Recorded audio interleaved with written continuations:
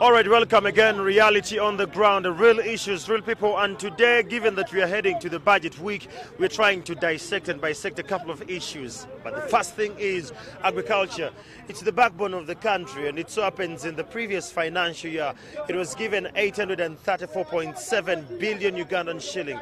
But many of them are agitating to get at least a 10%, and that could actually tally to 1 trillion Ugandan shilling. And today we get on the ground in abantu banga ba wansi nga twagala tumanye gavumenti sente zetadde mu byobulimi ddala zibadde zikola. With me I have Mwami Chirya here, who happens to be among the leaders in the market here in Kalerwe. Muzeyi Chirya nsanyusa okulaba. Nango kusanga ssebo. Ensonga gye twogerako leero ya bya bulimi. Ebyobulimi gwe obusanze otya gwe ng'omusuubuzi asuubula ebirime wano mu katale? Ekintu ekisookera ddala twali tukolera baasiba wakatimba naye tebakola kuba bali bagenda kuyisa ttaawo. Ekyokubiri ensigo gye bagamba gye baatwala teyatuuka. Bagiwamu babale bokka abantu bennyini abali mu gavumenti bebekusa bokka ebintu. Faba wansi tusigalirawo. Bw'oyogera ku nsigo otegeeza nsigo kuba gavumenti egabye ebintu bingi, egabye endokwa negaba ensigo za kasooli, eza kofi, kolono biki. Nsigo ki gy'ogamba etaatuuka? Ensigo yonna yadde ya koloni kofi era balondamu Banyarwanda bokka be bawona Banyankole. Ng'oyogera bubi Mwami Chirya. Njogera amazima. Bennyini nyini bali abali mu gavumenti erimu abali mu palamenti bennyini begabanya ebintu byabwe abali mu gavumenti. Oba toli wa nnyindo mpavu tebakuwa kantu konna. Olowooza beemupiba mwesibe baagaana otuusa ebintu bino Mwami Chirya naye nga baabibawa? Teri yatuwa kintu yadde n'ekimu nga babigabana bugabanyeeyo bokka.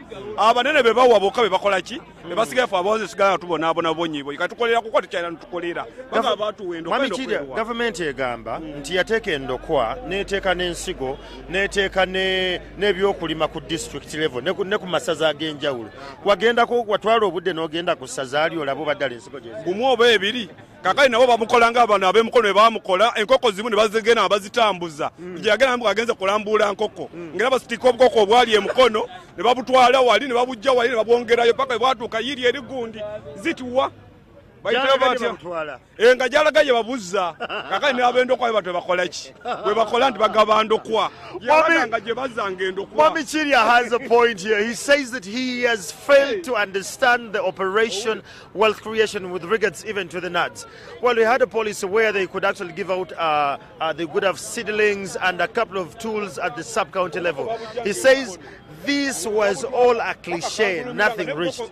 Obukoko babutambuzanga kikeeki bwe yasanga emukono bwe yasanga n'ekangulumira bwe bumu obwo bwe yasanga mu kalagi bukoko butya bumu obwo yawangwa abadde bantu bwaki bya gundi bya bugagga bya bulimi akali naffe wano we tuli teri kyatuuka wansi kufa abo wansi bennyini bali abantu be bakola ki babigabanya afa abo wansi tusigalirawo wabwe tutyo. Mwami Chirya seems to be furiated. Togenda tukyayogera naawe. He says that the projects have not really reached down to the layman, to the real ground. Haji Jebali. Kale sebo. Ekisibo kiri kitya? Kitambula bulungi. Nengoseera obutungulu gw'omusuubuzi asuubula obungi bwe butyo. Obutungulu batuseera okuva mu nnimiro gye butujja. Kiki lwaki museera obutungulu? Amakubo mafu nnyo. Tuuka amakubo agesamu obutungulu gonna ebinnya bingi. Emmotoka otuuka wano ebatuuka leero etuuka nga Lwakutaano. Mukubo emmotoka zifeera mu makubo ebinnya bingi mu makubo kale bwe tusanga wano. Ensawo y'obutungulu yadda ku ssente mmeka? Ensawo y'obutungulu eri ku $55,000. $55,000? Kati $55,000 okalenga wano wansi kati akudukatunda $7,500 kati okatunya $7,100 kasoma katwala akola ki? Katungulu akamu kamputa kusiringa $100 ddala. Eggwanga mulitwala wammwe? Eggwanga simanyi na kumanya kuba ensi eno yo tufuuse baddu mu nsi yaffe. Tuli bannansi ne twafuuse abaddu mu nsi yaffe kubanga buli kintu kyonna kyafuuse eky'obwere eky'okubanga kya bbeeyi nnyo mu bufe abantu ba wansi. All right, there you have it. He says the problem that is actually changing the prices in the market comes basically with the roads. The roads are really very bad. It takes someone a couple of time to reach the market, and when they reach the market, the prices just go up. Musay Abdallah now in Sanyu Sokula Bakosebo. I'm here with Mr. Abdallah. Still is among the leaders in the market of Kalerwe. Musay Abdallah. If you would be Mugwanga Ngawebiri. Yes. Gw'osuubira twandibitereezezza tutya mu mbeera eno gye tulimu leero? Ebintu byandibadde bitera naye the problem we have in Uganda here nti esente n'obazisindika kuva mu gavumenti wansi tezisuukayo. That's the problem we have. And another thing, problem gye tulina nti ekisooka basindika sente nga tebanana kukola sensitization basensitizinga abantu ne babeera kwegamba nga bali awo batulaga nti baagala kutuwa projects ezo bagenda kubeera nga bazifandinga bwe batuweereza endo okwezo tugenda kubanga tukwaki tuzifunamu naye tukolaki tetuvamu lwa nsonga ekisooka batuwenda okwa ne tulima naye ate at the same time bebe nyininyini ate tebatunoonyeza price ekyo kyokka kitudiscouraginga nosanga nga bakugambye nti kakati genda olimu obutungulu oba entangawuzi nogenda n'olima entangawuzi zo kakati ate ogenda okunoonya makete nekwaki newenjogera saawa zino kati abavuuka badugayo mu kyalo bagenda mu kibuga olwokuba nti ebintu tebirina price balima ebintu naye nga price yakola ki tebagiina. Ekyokubiri obuweereza kuva mu gavumenti buvaayo naye nga the problem bwe butuuka ku district mulimu ababuzaabuza ebintu byaffe ne babamu abalondemu ng'omwogezi yakoze ki eyasoose ne babamu abalondemu ne banoonyamu gurupu abantu ate abalinawo be baweereza ate bano abali mu bwetaavu kubanga babeera nga babafandinga ne bagana okubakola ki okubafandinga kubakwata ku mukono ekitegeeza nti abanene be bafunamu kati ate abantu badde beetaaga abali mu bwetaavu tebatuukibwako obuweereza bwa gavumenti. Well, there you have it. Abdallah here says that the problem is the way money is disposed and dispatched from the national treasury and it comes down to the sub-county level, it's not well aligned. It's unfairly balanced or it is unfairly dispatched. He says the ones who already have contacts within the government agencies and parastatals are the ones who can actually get all this, but the layman, things never come through. Semna no tudemu tuogere ku nsonga eno. Omusajja ono agambye nti ssente ng'ebazita gavumenti nezita okukeno wansi mu bantu zigenda mu balonderondemu.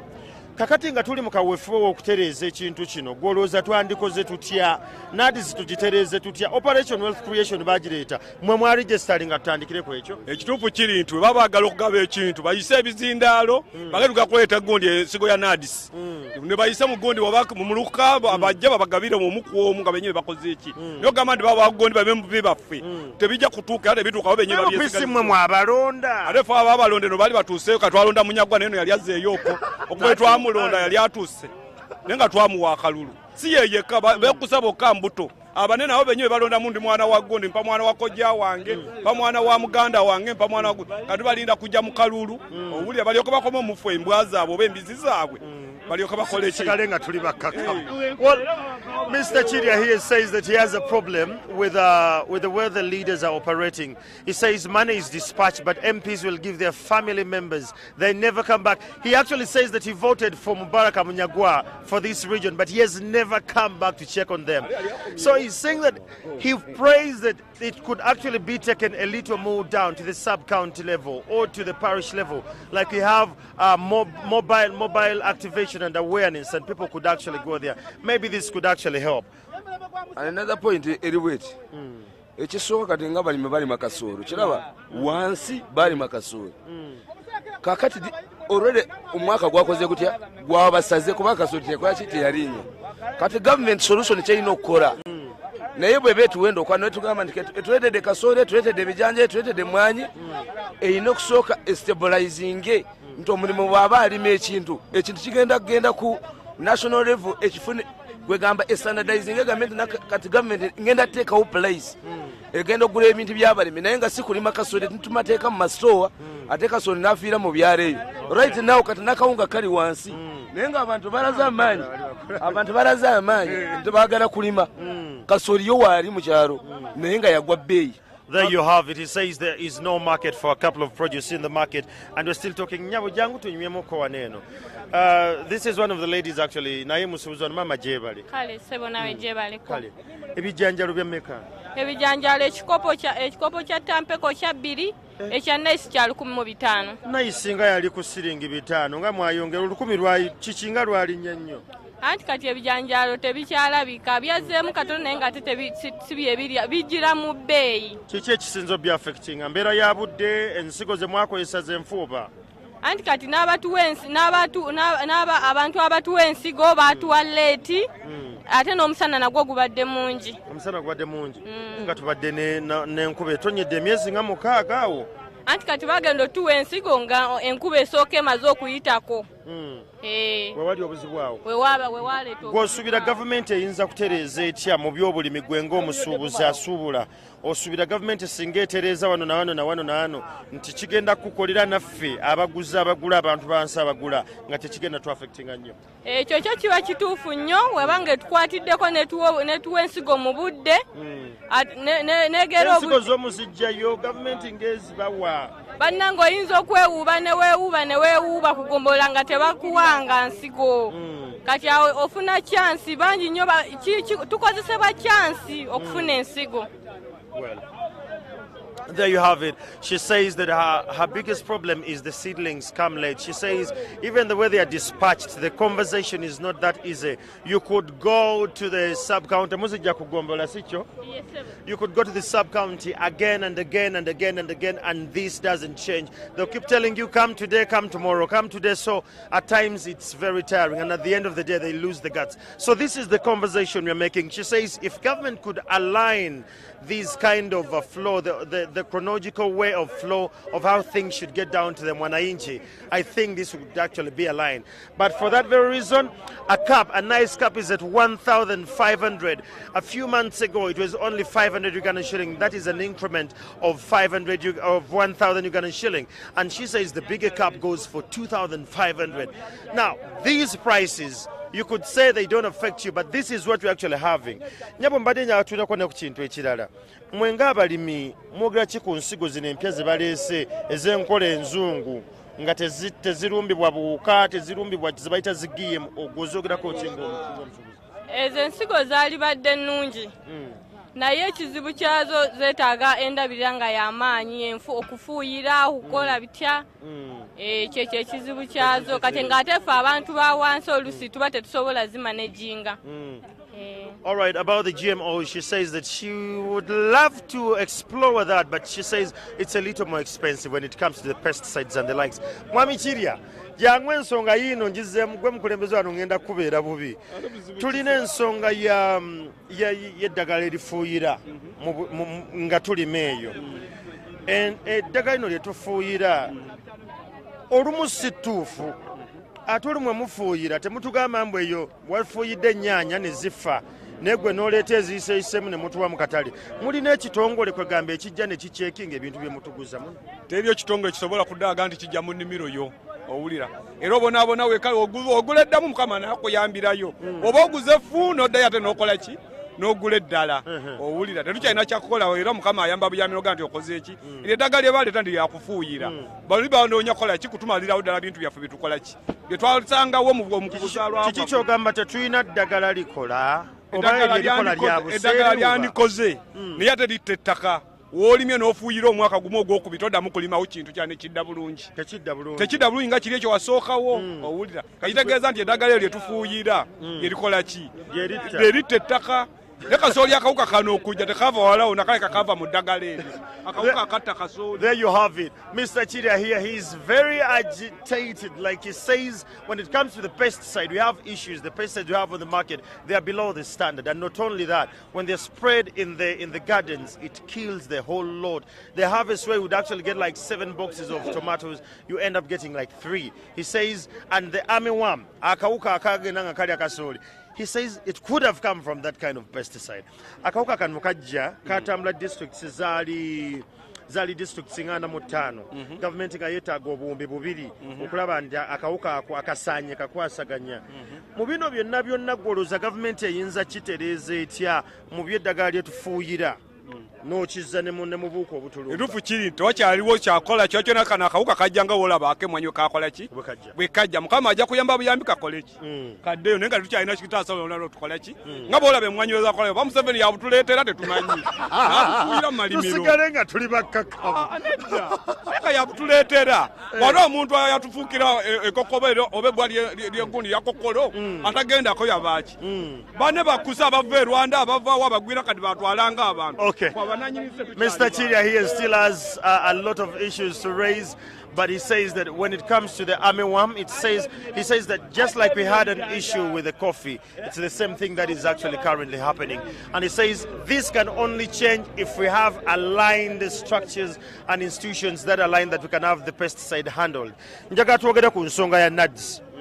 Nadze kuva lwe yajja ng'eyingidde mu kintu kino etereza ebyobulimi bagiwa 38% of the agriculture budget kwegamba sente zebawa ebyobulimi Nadze efunako ebitundu 38 gwolowooza Nadze yanditerezezza etya emirimu gyayo kuba kati yetunuulidde ebintu bino ebyendotena weesobola kutereeza wano batuleeteraga bino bigundi bino ali biyita batya bino Operation Wealth Creation nayo weeri iwe batuleetera bino vanira netulima vanira ekyavamu teyagwa bbeeyi Sekalala nga yafunamu nnyo ati Sekalala era omugaga asigala muki mugaga omwavu nasigala nga muki nga mwavu owulira tuwayo bana abakola ki abafuna mu mugundi oyo muvanira so okujjako Sekalala yekka kati mpayo abala bana asibalina kakali n'ebyo byenyiwe baleeta bijja kukola ki ebya NADS bijja kubeerawo omwaka ogu omwaka ogunaddako bigwe nga bino ebyaffe tukoze eki bye twasanga nga bigudde kati gwe n'oteesa otya Nadze tuyinza tusigale ku nnimiro tusigale ku evewo oba evaawo tusigale ku byaffe ebyaki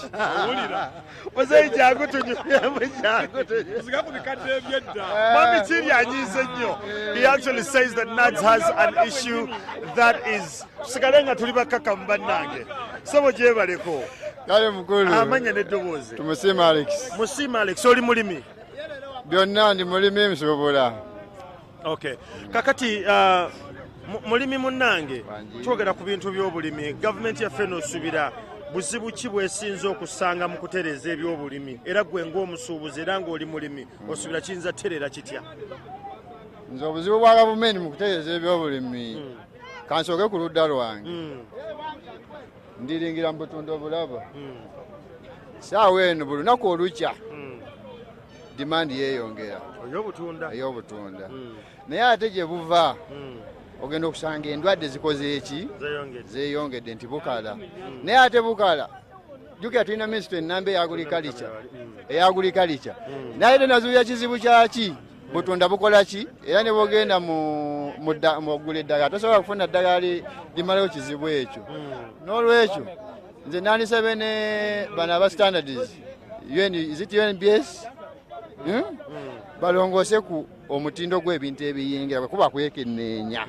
bakenneenye nze mu bulamu neegomba ensi gye bayita Switzerland balina policies oli mulimi egyogedde balimi balina policies naye ngaoyo aziyamba omuntu wa wansi nakulowooza kati think of the budget egenda kufuluma naye era ojja kusanga nga agricultural products ate bazitaddeko emisolo mingi nebino ebintu byonna chemicals nga ziri emisolo mingi ate nga Uganda saawa zino tuyimiridde ku bulimi lwaki abalimi tebabeera favored Well, there he has it. Mr. Musiima here says that his biggest problem is that we lack policies that are stronger. He says if we could have a stronger policies that are actually followed by the farmers and the government itself. He says that he really loves and adores a country like Switzerland that has policies that favor the wananchi, the farmers on the ground. And he says if we could have such policies, that could actually maybe change in a way or two. Katwogere ku nsonga ya input byetulimisa olowooza ekisinza otusibira mu bwavu n'obulimi bwaffe okubeera nga bukyali mabega tukyali ku nkumbi eno ey'omukono olowooza singa tetukyusaamu ne twongerako ku tractor awo ne tukyusa lwaki tetwadvansinga lwaki tugaanidde ku nkumbi anti ekizibu ekiri wano kyemanyi ku Uganda simbi ne polisi zaayo nungi ze baleeta we baba mbuwandiike nayo zisa mu nkola weewali ekizibu kya Uganda nti omuntu okuwandiika mu bitabo in fact naawe okimanyi sikimanyi nze nkigambye oba tokimanyi kati gwe kiikire kunze mu Uganda polisi zaffe zonna ndoza worldwide ne weeba constitution mu buwandiike tuli ffe tusinga constitution naye okussa mu nkola bye tukoze kati ekyo kyenja okusaba gavumenti weba erina polisi gyereeta nasimanye enkola decentralization ne decentralization ate yanjiwa olaba ndi kati ge taking an instance batemetemye districts bwe twatematema districts twasuubira nti amakubo service delivery bigenda kweyongera ku muntu wa wansi nze saawa zino nva olwoza weeku kyotera deep ne bw'otambula kyenasuubira akati wa district naye ogenda okulabirira ng'enkyukakyuka tewabula ate okwennyika emirimu fayini balowooza ndoza ku job creation yokka naye ate ng'omuntu era sitiiro wa wansi talina kifunamu So netudda ku nsonga ya tractor. Tractor zino lwaki tetukyusa ne tuva ku nkumbi bya buseere nnyo ku magombola tesiriyo. Enkumbi kikino kale ekizibu in fact kankubwene kino Uganda hii eri wano enkumbi omuli wano government oba lwakuba tulina police gye tulina ndowooza oba yembi ya capitalistic nti ffe twesalirawo bye tukola ne singa government ekiyingiramu waki ne determining prices n'abantu abo ne bwegamba nti kati Kasirye Gwango mujjukire Mubende oba Mubende yakwata enkola eya tractor n'agiteekawo in fact sigenako Mubende naye kyemmanyi bwe nali ngobeera Serugga ogenda okulaba nga ebintu byeyakola byabakolera n'olwekyo singa bakwata tractor ne bazitemaatema ne bagamba nti kati buli ggombole beera tractors 3 bwe ziba 3 kitegeeza omuntu ne bwe ziba 2 kuba ekyo gavumenti ekisobola nga gwajagala ogula buguzi mafuta ekyo kijja kubeera kirungi abantu bajja kikolera. Well, there you have it. He still has a point. He says when it comes to issues of advancing in technology with regards to farming, he says he prays that government could actually dispatch at least 3 tractors by a sub-county, per sub-county. Then the fellas themselves, they're ready and they're willing to actually fuel that very tractor, and they have their farms cultivated and worked upon. But he says as long as this world is, he says Uganda has the best written constitution and policies, but the dreadlock gets in when it comes to implementation. We are way far from what has been written and what is actually on the ground. That's what he's actually praying for. And I'm sure there are a couple of you who are actually following the conversation. Let's find solutions. How best can we Ugandans find us lasting solutions to this? And how is it going to be addressed? Mukama wange. Kuchanadzi katono. Nadizi simbi naye kyensaba gavumenti kyebeekola baleme kutunulira muntu ayina bwe baagala ku improving standards z'abantu batandikire ku moto anaabeera ekyokulabirako ky'abantu abatayina. Bwe boyagala kujja muntu mbwavu tandika na Alex omwavu abaavu banabanga gawadde bajja kufuna omutima ogukola. Ekitegeera so kiki otegezaako otegeeza nadize wabalina nadize ejja kujja esanga Alex ayina embuzi ate nyongera embuzi anti yamanyi ozirunda nedda ssebo olina kuyigiriza oli atamanyi the policy is olina kuwa atamanyi ayige so si kuwa ayina kumanya nkitegeera kyongera kyekijja okuyamba bannayuganda nze nimutaagaliza eggwanga lyange era if possible government bwebe esobola ejempa omulimu nze njagiyambako.